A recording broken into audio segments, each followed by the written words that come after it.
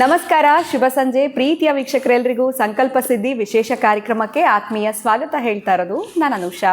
So first time ನಮ್ಮ channel ನೋಡ್ತಾ ಇರೋದು ಅಂತಂದರೆ ಈಗಲೇ ಸಬ್ಸ್ಕ್ರೈಬ್ ಮಾಡಿ, ನಮ್ಮ ವಿಡಿಯೋಸ್ನ ಲೈಕ್ ಮಾಡಿ.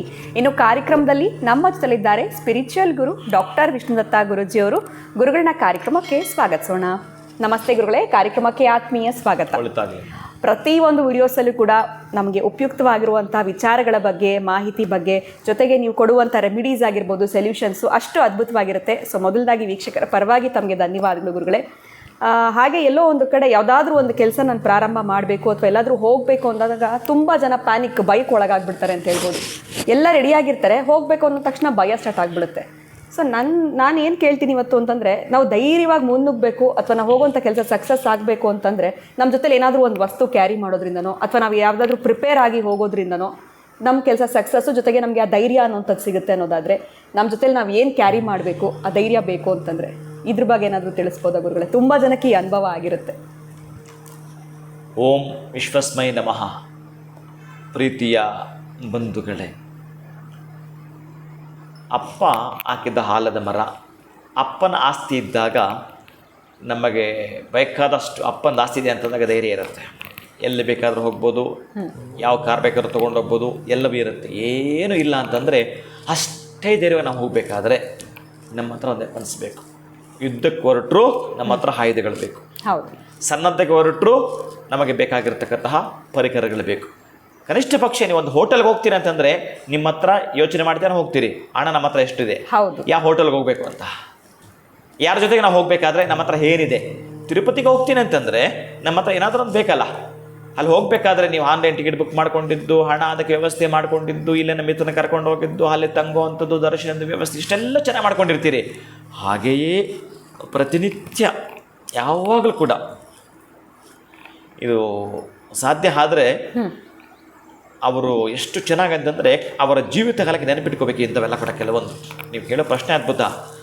ಇಲ್ಲಿ ಅವರ ತಂದೆ, ಅವರ ತಾಯಿ, ಇವರು ಅವರ ತಂದೆ, ಅವರ ತಾಯಿ ಅವ್ರ ಜೊತೆಗಿದ್ದ ಹಾಗೇನೆ, ಎಲ್ಲಿ ಹೋದರೂ ಅವ್ರ ಜೊತೆಗಿದ್ದ ಹಾಗೇನೆ. ಆ ತರಹದ್ದೊಂದು ಒರಿಜಿನಲ್ ಆಗಿರ್ತಕ್ಕಂಥದ್ದು ನನ್ನ ಹತ್ರ ಬಂದಾಗ ನಾನು ಒಂದು ಗಜಲಕ್ಷ್ಮಿ ಸಂಪುಟೀಕರಣವನ್ನು ಕೊಡ್ತಕ್ಕಂಥದ್ದು ಕೂಡ ಅದನ್ನು ಚಾರ್ಟ್ ನೋಡಿ ಓಕೆ ಅದಿತ್ತು ಅಂತಂದರೆ ಇನ್ನು ಬೇಡ, ಬೇರೆ ಎಂಥದ್ದು ಇಲ್ಲ. ನಾನು ಎಲ್ರಿಗೂ ಏನು ಸಜೆಸ್ಟ್ ಮಾಡಿ ಹೇಳಬಹುದು ಅಂತಂದರೆ, ಕೊಡೋದು ಅಂತಂದರೆ ನಿಮ್ಮ ತಂದೆಯ ಡೇಟ್ ಆಫ್ ಬರ್ತ್ ಇರ್ತಕ್ಕಂಥ ಇಸ್ವಿಯ ಒಂದು ಕಾಯಿನ್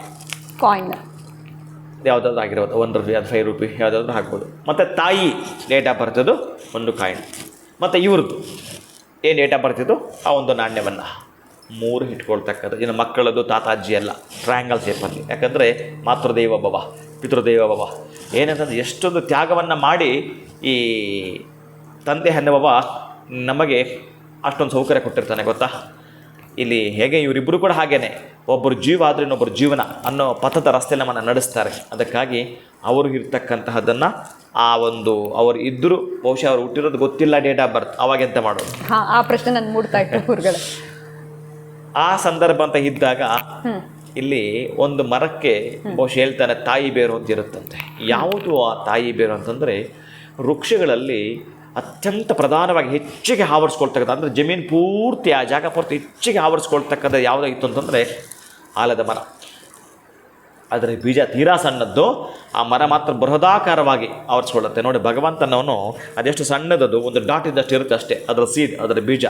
ಆ ಸಣ್ಣ ಬೀಜಲ್ಲಿ 1 ಎಕರೆ ಆವರಿಸ್ಕೊಳ್ತಕ್ಕಂತಹ ಮರ, ಕಾಂಡ, ಬೇರು, ತೊಗಟೆ ಎಲ್ಲವೂ ಕೂಡ ಆ ಸಣ್ಣ ಬೀಜದಲ್ಲಿ ಅಡಗಿಸಿಟ್ಟಿದ್ದಾರೆ. ಎಷ್ಟು ಸಾಫ್ಟ್ವೇರ್ ಅದರಲ್ಲಿ ಬಚ್ಚಿಟ್ಟಿದ್ದಾರೆ ನೋಡಿ ಭಗವಂತನವ. ಎಷ್ಟಿದೆ ಸಾಫ್ಟ್ವೇರ್ ಅದರಲ್ಲಿ ನೋಡಿ, ಗಮನಿಸಿ ನೀವು. ಅದೇ ನಿಮ್ಮ ಬದುಕಿಗೆ ತಾಯಿ ಬೇರು. ಆ ಬೇರನ್ನು ನೀವು ಮೂಲ ಬೇರನ್ನು ತೆಗೆದುಬಿಟ್ಟು ಎಷ್ಟು ತೆಗೆದುಕೋಬೇಕಂದ್ರೆ 9 ಬೇರುಗಳನ್ನು ತೆಗೆದುಬಿಟ್ಟು ಅದಕ್ಕೆ ಪೂಜೆ ಮಾಡಿ, ತೆಗಿತಿದ್ದೆ ನಾನು ಕ್ಷಮಿಸು ಅಂತ ಹೇಳಿ ಅದನ್ನು ಪೂರ್ಣವಾಗಿ ಅಷ್ಟಕ್ಕೆ ಒಂದು ನೀರು ಹಾಕಿ, ಅರಿಶಿಣದ ನೀರು ಹಾಕಬೇಕು. ನೀರು ಹಾಕಿ ಅದನ್ನು ಸ್ವಚ್ಛ ಮಾಡಿ ಸ್ವಲ್ಪ ಹಗದು ಬಿಟ್ಟು ಒಂದು ಕಾಯಿ ಹೊಡೆದಲ್ಲಿಟ್ಟು ಆ ಬೇರನ್ನು ತೆಗೆದುಬಿಟ್ಟು 9ಕ್ಕೆ ಅರಿಶಿಣ ಬಳದು ಬಿಟ್ಟು ಕೆಂಪು ದಾರದಿಂದ ಸುತ್ತಿ ನಿಮ್ಮ ಪಾಕೆಟನ್ನು ಇಟ್ಕೊಳ್ಳಿ.